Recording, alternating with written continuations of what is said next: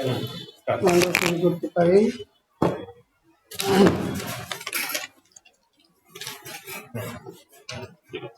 বিসমিল্লাহির রহমানির রহিম। প্রিয় শিক্ষার্থীবৃন্দ, সপ্তাহ ঘুরে আজকে আবার বৃহস্পতিবার নির্ধারিত সময়ে আমরা আমাদের হিসাব বিজ্ঞান দ্বিতীয় পত্রের ক্লাসে আসতে পেরেছি। সেই জন্য শুকরিয়া জানাচ্ছি আল্লাহর দরবারে। তোমরা যারা আমার সাথে যুক্ত আছো তাদের সবাইকে অভিনন্দন জানাচ্ছি। আজকে আমাদের আলোচ্য বিষয় হিসাব বিজ্ঞান দ্বিতীয় পত্র 10ম অধ্যায় ব্যবস্থাপনা হিসাব বিজ্ঞান।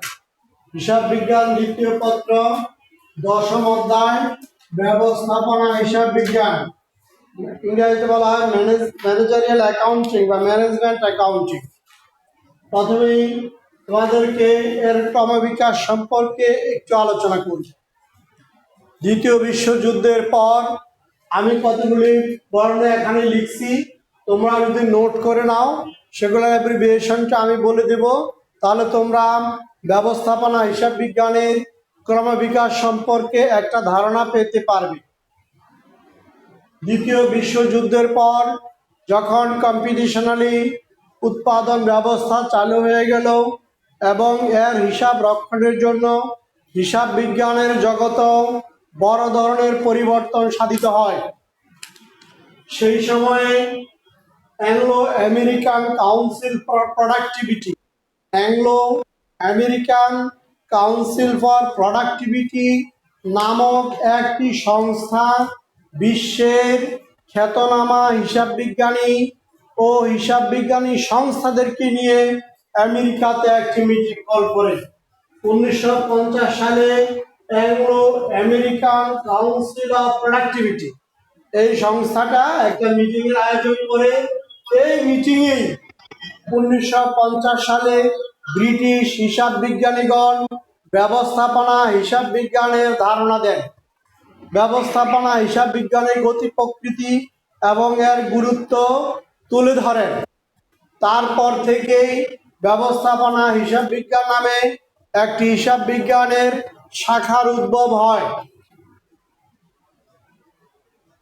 যদিও ব্রিটিশরা ব্যবস্থাপনা হিসাব বিজ্ঞানের জন্মদাতা, কিন্তু এটাকে হিসাব ব্যবস্থায় জনপ্রিয় করে তোলে আমেরিকানরা। এটার পাশাপাশি আরো যে সমস্ত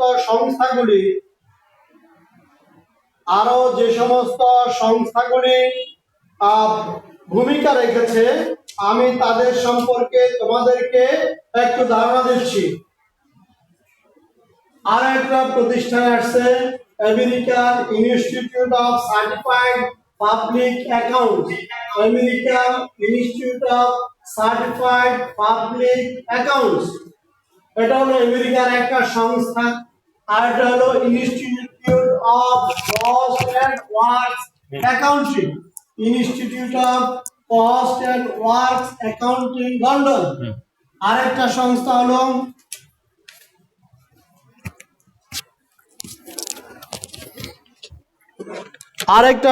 হলো institute of Cost and Works Accounting India, Institute of Cost and Works Accounting India. এবং বাংলাদেশের দুটা প্রতিষ্ঠান, Institute of Chartered Accounts of Bangladesh ICAB, Institute of Chartered Accounts of Bangladesh. আরেকটা প্রতিষ্ঠান হলো বাংলাদেশের cost management accounts of Bangladesh. এই কয়েকটা প্রতিষ্ঠান উপমহাদেশ সহ বিশ্বে ব্যবস্থাপনা হিসাব বিজ্ঞানের প্রচার প্রসার ও ব্যবহারে ব্যাপক কাজ করে হিসাব বিজ্ঞানকে একটা স্তরে উন্নীত করেছে। আবার তোমাদেরকে শব্দগুলি বলি। এটা হলো Anglo American council of productivity, এটা হলো American institute of certified public accounts, এটা হলো institute of cost and works management of England, এটা হলো institute of cost of works accounts of India, এটা হলো institute of cost accounts of Bangladesh, আর এটা হলো institute of cost management accounts of Bangladesh. বাংলাদেশের দুটা প্রতিষ্ঠান, একটা আমেরিকার সাথে, একটা আমেরিকান পন্থী আর একটা ব্রিটিশ পন্থী। এই দুটাই কস্ট অ্যাকাউন্টিং এর ব্যাপারে, তোমরা অ্যাকাউন্ট অফ ম্যানেজমেন্টের ব্যাপারে কাজ করেছে এবং বিশ্বের দরবারে বাংলাদেশের মাথাকে সমুন্নত করেছে, বাংলাদেশের অবস্থানকে পাকাপোক্ত করেছে। আজকে আসো আমরা এই ব্যবস্থাপনা হিসাব বিজ্ঞান থেকে কি শিখতে পারবো। আমরা এখান থেকে শিখতে পারবো ব্যবস্থাপনা হিসাব বিজ্ঞানের গুরুত্ব। তারপরে শিখতে পারবো, এটা আর একটা পয়েন্ট, এখানে এফসি ও বিসি এর সাথে মুনাফার সম্পর্ক। এফসি বলতে এখানে আমি স্থায়ী ব্যয়কে বুঝিয়েছি, বিসি বলতে পরিবর্তনশীল ব্যয় বা ভেরিয়েবল কস্টকে বোঝানো হয়েছে, আর মুনাফা তো তোমরা বুঝোই, প্রফিট। এটার সাথে কার সাথে কিসের সম্পর্ক এটা তোমরা বুঝতে পারবে। তারপরে আয় এফসি ও বিসির সাথে, আয় এফসি ও বিসির ভিত্তিতে কন্ট্রিবিউশন মার্জিন বা সিএম, ব্রেক ইভেন পয়েন্ট এবং মার্জিন অফ সেফটি কোনটা কি এটা তোমরা জানতে পারবে। তারপরে ব্যয় আচরণ জেনে, ব্যয়ের আচরণ কি আমরা জানি, ব্যয়ের আচরণ, ব্যয়ের আচরণটা কি এটা আমরা জেনে ব্যবস্থাপকীয় সিদ্ধান্ত গ্রহণ করার জন্য ব্যবস্থাপনাকে আমরা সহযোগিতা দিতে পারবো বা তোমরা সহযোগিতা দিতে পারবে। এই ছিল ব্যবস্থাপনা হিসাব বিজ্ঞানের একটা ক্রমবিকাশ সম্পর্কে ধারণা, এবং এটা শিখলে আমরা কি করতে পারবো। এবার আসো আলোচ্য বিষয়। আলোচ্য বিষয় ব্যবস্থাপনা হিসাব বিজ্ঞান কি কি বিষয় নিয়ে আলোচনা করে। ব্যবস্থাপনা হিসাব বিজ্ঞানের আলোচ্য বিষয় প্রধানত দুইটি, একটা হলো বাজেটীয় নিয়ন্ত্রণ বা বাজেটারি কন্ট্রোল, আর একটা হলো ব্যয় পরিমাণ মুনাফা বিশ্লেষণ, cost volume profit analysis. Budgetary নিয়ন্ত্রণ বা বাজেটারি কন্ট্রোল, বাজেটারি কন্ট্রোল, আর হলো কস্ট ভলিউম প্রফিট অ্যানালাইসিস। তোমরা যারা ছেলেরা সাধারণত আমাদের কলেজে মার্কেটিং পড়ে, মার্কেটিংয়ে এই বাজেটীয় নিয়ন্ত্রণটা সিলেবাসে আছে। আমাদের হিসাব বিজ্ঞানে আমরা এই বাজেটীয় নিয়ন্ত্রণটা রাখি নাই, বা এটা বাংলাদেশ সেই টেক্সট বুক বোর্ড বা বোর্ড কর্তৃপক্ষ হিসাব বিজ্ঞানে বাজেটীয় নিয়ন্ত্রণটাকে রাখে নাই, এটাকে তোমার মার্কেটিংয়ের সাথে যুক্ত করেছে।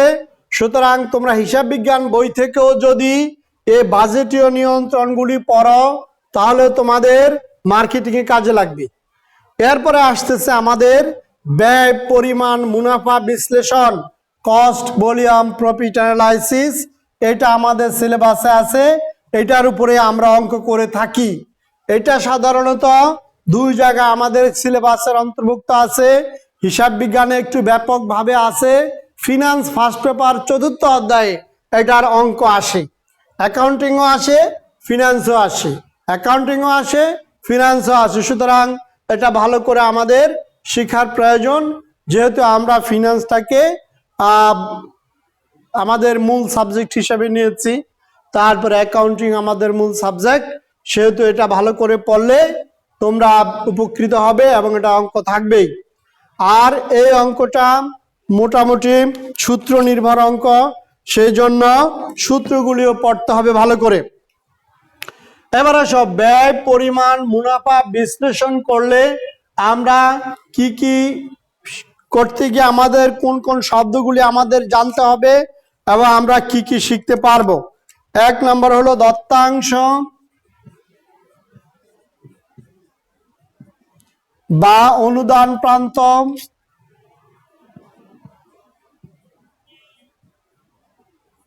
দত্তাংশ অনুদান প্রান্ত বাংলা শব্দ, ইংরেজিতে এটাকে বলা হয় কন্ট্রিবিউশন মার্জিন, কন্ট্রিবিউশন মার্জিন। তারপরে বলা হয় সম আয় ব্যয় বিন্দু, আমরা সংক্ষেপে এটাকে বলি ব্রেক ইভেন পয়েন্ট। তারপরে আমরা শিখব নিরাপত্তা প্রান্ত।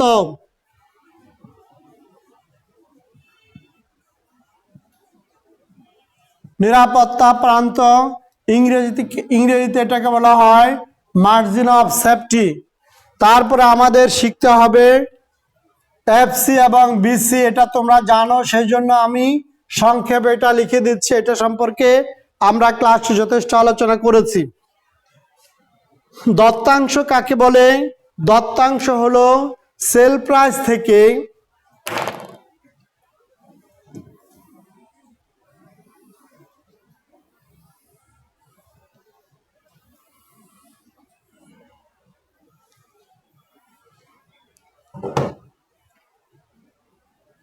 দত্তাংশকে আমরা এটা বলি এসপি মাইনাস ভিসি, দত্তাংশের সূত্র। দত্তাংশ বাংলা দত্তাংশ বলে, অনুদান প্রান্ত বলে, ইংরেজিতে একটি কথা বলে সংক্ষেপে contribution margin. Contribution margin selling price per unit minus variable cost per unit, এটা হলো কন্ট্রিবিউশন মার্জিন। তারপরে আসতেছে তোমার margin of safety, MS, margin of safety total SP minus BP, এটাকে বলা হয় মার্জিন অফ সেফটি। তারপরে হলো সময় ব্যয় বিন্দু। সময় ব্যয় বিন্দু কতগুলি সমষ্টির ব্যাপার। সময় ব্যয় বিন্দু বার করার সূত্র হলো দুটা সূত্র আছে, বিপি ইউনিট একটা সূত্র আর বিপি টাকা একটা সূত্র। বিপি ইউনিটের সূত্র হলো এসপি মাইনাস বিসি উপর হলো এফসি, এটা। আর এটাকে যদি আমি সেল প্রাইস দিয়ে গুণ করি এসপি পার ইউনিট, তাহলে আমরা টাকায় পেয়ে যাব। এভাবে সূত্রটা প্রয়োগ করা যায়। অথবা যদি আমরা বিপি টাকা বের করতে চাই তাহলে এই সূত্রটাও আমরা ব্যবহার করতে পারি, FC CMR contribution margin ratio, contribution margin ratio. অথবা বিপি টাকা equal to BP unit into selling price per unit, selling price per unit. এই সূত্র দিয়েও বিপি বের করা যায়। তারপর আসতেছে ফিক্সড কস্ট।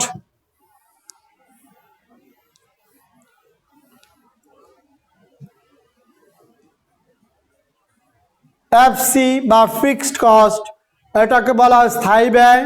অর্থাৎ কোনো একটা ফ্যাক্টরিতে উৎপাদন হোক বা না হোক, উৎপাদন হোক বা না হোক, যে ব্যয়গুলি নিয়মিতভাবে সংগঠিত হয়ে থাকে, যে ব্যয়গুলিকে পরিহার করা যায় না এবং বাদ দেওয়া যায় না, সেই ব্যয়গুলিকে বলা হয় স্থায়ী ব্যয় বা এফসি।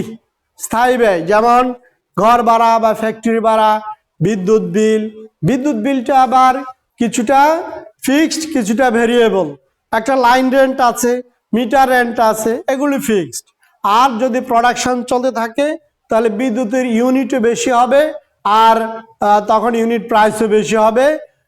এই জন্য বিদ্যুতের বিলটা কিছুটা ইউনিট, কিছুটা ভেরিয়েবল, কিছুটা ফিক্সড ভাগ করা থাকে। তারপরে যেমন টেলিফোন বিল ইত্যাদি, ঘর ভাড়া, ট্যাক্স, শুল্ক, কিছু খরচ আছে যেগুলা ফিক্সড, আবার যেগুলা ভেরিয়েবল। তারপরে আসতেছে ভেরিয়েবল কস্ট। ভেরিয়েবল কস্ট হলো উৎপাদন কম বেশি হওয়ার সাথে সাথে যে ব্যয় হ্রাস বৃদ্ধি পায় তাকে বলা হয় পরিবর্তনশীল ব্যয় বা ভেরিয়েবল কস্ট। যেমন যদি আমি কোনো একটা ফ্যাক্টরিতে 500 একক দ্রব্য উৎপাদন করি, যেই খরচ হবে, যদি 1000 একক উৎপাদন করি তার চাইতে ডাবল খরচ হবে। আবার যদি 250 একক উৎপাদন করি অনেক কম খরচ হবে। এখানে কাঁচামালের প্রয়োজন আছে, মজুরির প্রয়োজন আছে ইত্যাদি। সুতরাং বোঝা গেল যে উৎপাদন হ্রাস বৃদ্ধির ফলে যে ব্যয় হ্রাস বৃদ্ধি পায় সেটাকে বলা হয় ভেরিয়েবল কস্ট। আর উৎপাদন হোক বা না হোক, যে ব্যয়গুলিকে পরিহার করা যায় না, যে ব্যয়গুলি সবসময় সংগঠিত হয়ে থাকে, সেই ব্যয়গুলিকে বলা হয় স্থায়ী ব্যয়। আজকে আমাদের অঙ্কের একটা অংশ হিসাবে একটা লেখচিত্রের মাধ্যমে আমরা আমাদের স্থায়ী ব্যয়, তারপরে পরিবর্তনশীল ব্যয়, contribution margin, MS, total sale, break even point ইত্যাদি দফাগুলিকে আমরা একটা চিত্রে উপস্থাপন করব। পরীক্ষার চিত্র আসতে পারে এবং ফিনান্সও আমি দেখেছি চিত্র আসে। সুতরাং যারা আমার সাথে যুক্ত আছো তারা খুব ভালো করে তোমরা চিত্রে কিভাবে উপস্থাপন করতে হয় এই জিনিসটা তোমরা ভালো করে বুঝে নেওয়ার চেষ্টা করো।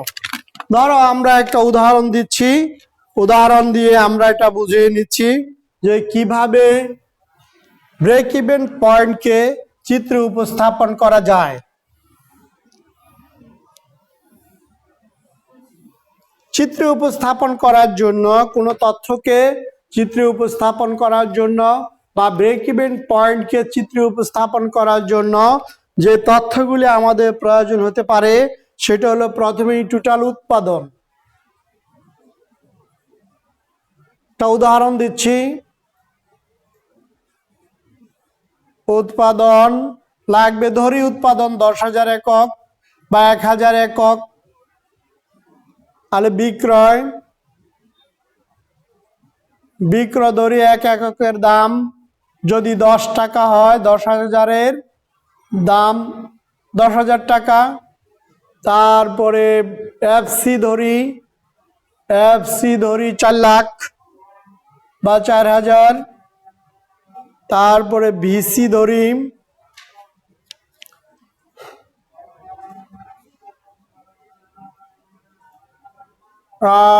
একটু বেশি ধরি 5,000।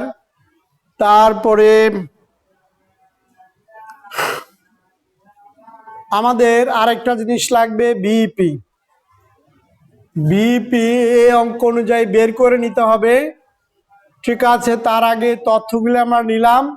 এবার আমরা এই তথ্যগুলিকে চিত্রে উপস্থাপন করে কিভাবে বিইপি, এমসি, এমএস, এফসি ইত্যাদি ইস্যু করা হয় সেটা আমরা দেখব।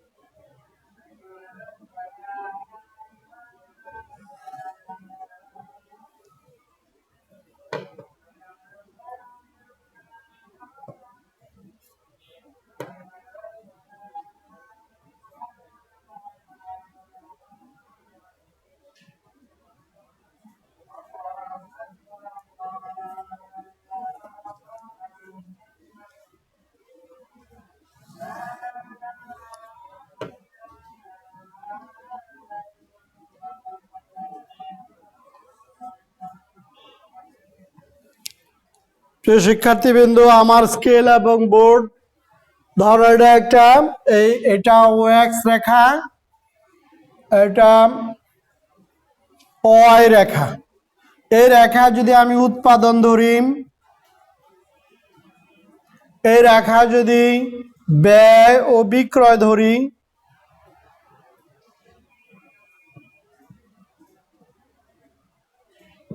তাহলে 2, 4, 6 আর একটু বাড়ায় নিতে পারি, 2, 4 আবার 6, 8।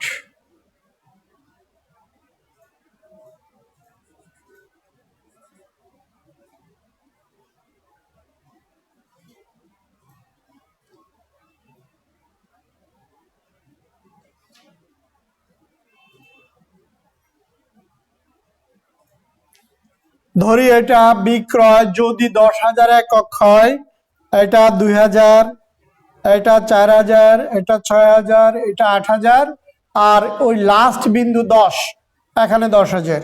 যদি একক উৎপাদন হয় তাহলে 2, 4, 6, 8, 10, এটাই ধরে নেই আপাতত। এটা 200, এটা 400, এটা 600, এটা 800, এটা 1000 একক। এই যদি আমাদের তথ্যগুলি এখানে উৎপাদন একক বুঝাই, আর এখানে যদি ব্যয় ও বিক্রয় বুঝাই, এগুলি হাজারে, 2000, 4000, 6000, 8000 এবং 10000। আর এটা ব্যয় রেখা এবং বিক্রয় রেখা, এটা উৎপাদন 200, 400, 600, 800 এবং 1000। তাহলে এই তথ্য আমরা দুইটা পক্ষ নিলাম। ওই লাইনগুলি সোজা রাখার জন্য মূলত আমি এইদিকে রেখা টানছি, এদিকে রেখা টানছি, যাতে আমার লাইনগুলি সোজা থাকে। এই রেখা দুইটা না টানলেও হবে। এবার প্রথমে আমরা উপস্থাপন করতে থাকি।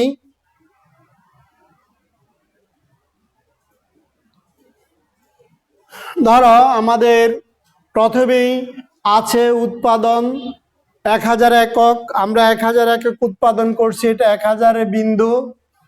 তার বিক্রয় 10000 একক,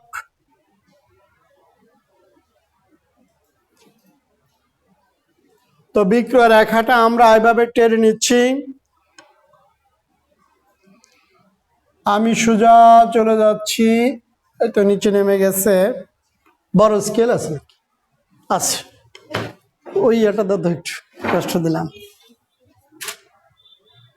এটাই, হ্যাঁ, ধন্যবাদ।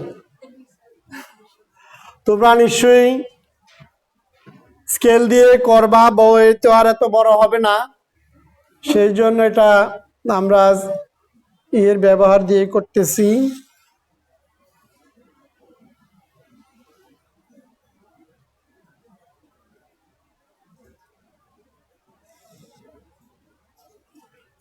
শিক্ষার্থীবৃন্দু, তোমরা বুঝতে পারছ, এটা হলো বিক্রয় রেখা। যখন উৎপাদন 1 ইউনিট হবে তখনও আমাদের বিক্রয় করতে হবে। 1 ইউনিট হলো আমাদের বিক্রয় করতে হবে। এটা হলো টোটাল সেল রেখা, বিক্রয় রেখা, এটা হলো বিক্রয়। আমরা এই পর্যন্ত বিক্রয় করব। তারপরে আসতেছে আমাদের ফিক্সড কস্ট, স্থায়ী ব্যয় হলো 4000। 4000 বরাবর আমরা একটা টান দিলাম।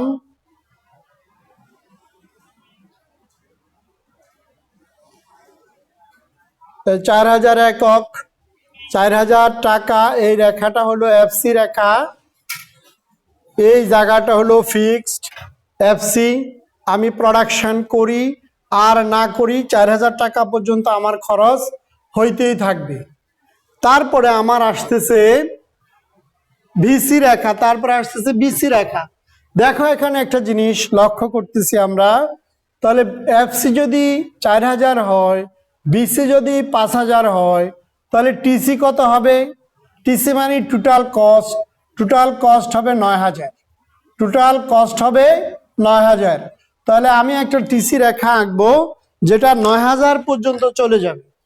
এই বিসি রেখাটা 9 এর মধ্যে যাবে। এটা যদি 8 হয়, এটা যদি 8 হয়, এটা যদি 10 হয়, তাহলে 9টা এই বরাবর আসবে বা এখানে আসবে। তাহলে আমি এই 9টা এই পর্যন্ত টানলাম।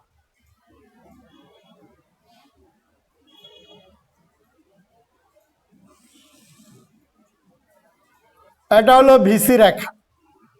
দেখো টিসি এবং ভিসি মিলিয়ে এই জায়গাটা ভিসি, তাহলে এই জায়গাটা হবে টিসি। যে ভিসি থেকে এটা 9000 পর্যন্ত গেল, এই জায়গাটা পুরোটাই আমার কস্ট। আমার বিক্রয় যদি এর উপরে যায় তাহলে আমি প্রফিটের মুখ দেখব, যদি এর কমে যায় তাহলে আমি আর প্রফিটের মুখ দেখব না। এবার আসতেছে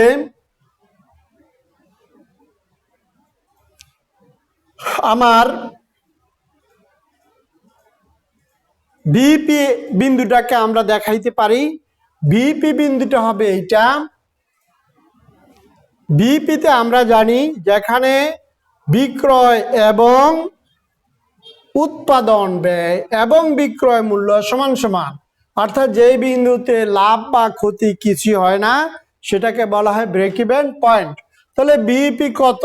বিইপি আমরা দেখি 1000 একক, আর এফসি হলো আমাদের 4000, আর আমাদের একক প্রতি বিক্রয় মূল্য হলো 10 টাকা, একক প্রতি পরিবর্তনশীল হলো আমাদের 5 টাকা, আর একক প্রতি কন্ট্রিবিউশন হলো 5 টাকা। তাহলে 800 একক, 800 যদি আমি 10 দিয়ে গুণ করি তাহলে 8000 টাকা হবে আমাদের ভিপি। তাহলে এবার ভিপি রে আমরা যোগ করে নেই, ভিপি রেখাটা টানি,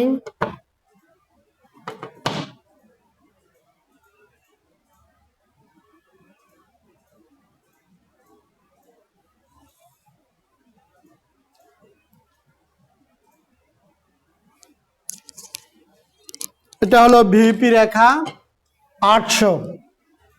তোমরা যখন এই গ্যাপগুলি বড় ছোট হওয়ার পরে একটু নিচে নেমে গেছে, এই গ্যাপগুলি তোমরা স্কেল দিয়ে যখন মেপে মেপে করবা তখন আর এই সমস্যাটা সৃষ্টি হবে না। যখন এই গ্যাপটা বড় হয়েছে, এটা আর একটু বড় হয়েছে, এটা ছোট হয়ে গেছে ইত্যাদি, যখন তোমরা স্কেল দিয়ে করবা খাতায় তখন এই সমস্যাটার সৃষ্টি হবে না। তাহলে এই জায়গাটা হলো আমার প্রফিট, আর এই জায়গাটা হলো বিইপি, এই জায়গাটা হলো আমার মার্জিন অফ সেফটি। অর্থাৎ এই স্তরে আমি নির্ভেজাল নির্ভয়ে আমি প্রোডাকশন কার্য চালিয়ে যেতে পারবো, এখানে আমার কোনো ভয় নেই, এখানে আমার লসের কোনো বিষয় থাকবে না। তারপরে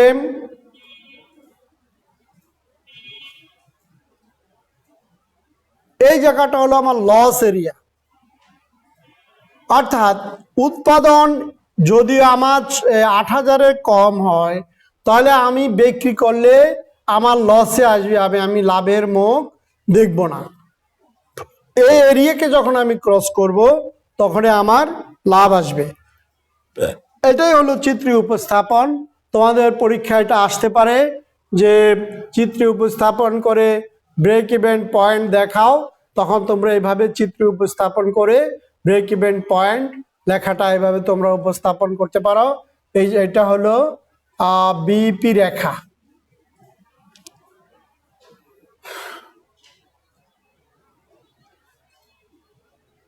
তো প্রিয় শিক্ষার্থীবৃন্দ, তোমরা জানো এই অধ্যায়টা সূত্র নির্ভর, সুতরাং তোমরা ভালো করে সূত্রগুলি পড়বা এই চ্যাপ্টারের।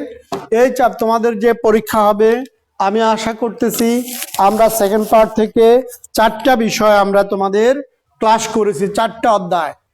আমরা আগেও বলেছি কোম্পানি হিসাব, কোম্পানি হিসাবে 4টা অঙ্ক আছে। তারপরে আজকে করলাম ব্যবস্থাপনা হিসাব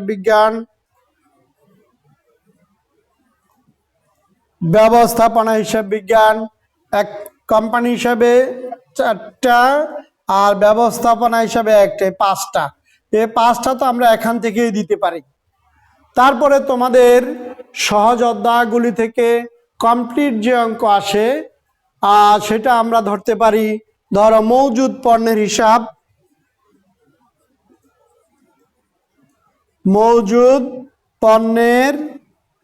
হিসাব, এটা তোমরা সবাই করেছ। মজুদ পণ্যের হিসাব থেকে একটা, এই যদি এখান থেকে আমরা 6টা অঙ্ক দেই তাহলে ফার্স্ট পার্ট থেকেও তোমরা কিছু অঙ্ক করবা।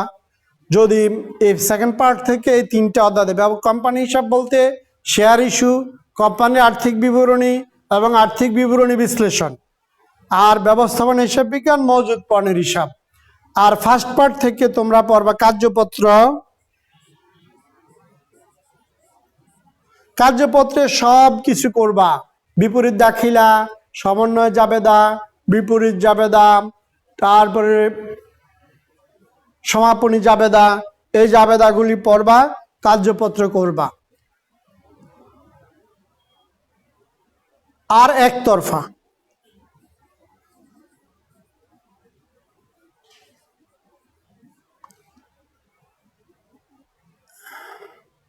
আর্থিক বিবরণী শুধু দ্বিতীয় পত্র করলে চলবে, ফার্স্ট পেপারে আর্থিক বিবরণী করার দরকার নাই। ফার্স্ট পেপার থেকে কার্যপত্র এবং একতরফা করবা। তাহলে অধ্যায় দিলাম এখানে 3টা, 4টা, 5টা, 6টা, 7টা। এই 7টা অধ্যায় থেকে 11টা অঙ্ক থাকবে। তোমাদের যদি পরীক্ষা হয়, যে পরীক্ষা হবে খুব শীঘ্রই, তোমরা তোমাদের পরীক্ষার সময়সূচি জানতে পারবে এবং সময়সূচি অনুযায়ী এই চ্যাপ্টারগুলি থেকেই তোমাদের সৃজনশীল এবং অবজেক্টিভ প্রশ্ন হবে ফার্স্ট পেপার সেকেন্ড পেপার মিলিয়ে। যাই হোক, পরীক্ষা আমরা মনে করি গুরুত্বের দিক থেকে এই চ্যাপ্টারগুলি করা উচিত। সুতরাং তোমরা বাসায় চেষ্টা করবা। আর যে মহামারী বিশ্বব্যাপী চলছে, এই মহামারীর তেমন কোনো অবনতি আমরা লক্ষ্য করছি না। সুতরাং সবাই বাসায় থাকবে, সামাজিক নিরাপত্তা যেটা আমরা বুঝি, সামাজিক দূরত্ব বজায় রেখে তোমরা চলাফেরা করবে এবং সর্বোপরি পড়াশোনায় তোমরা তোমাদের সময়গুলি ব্যয় করবে, এই প্রত্যাশা জানিয়ে আজকে আমাদের ক্লাস এখানে শেষ করছি। ধন্যবাদ সবাইকে।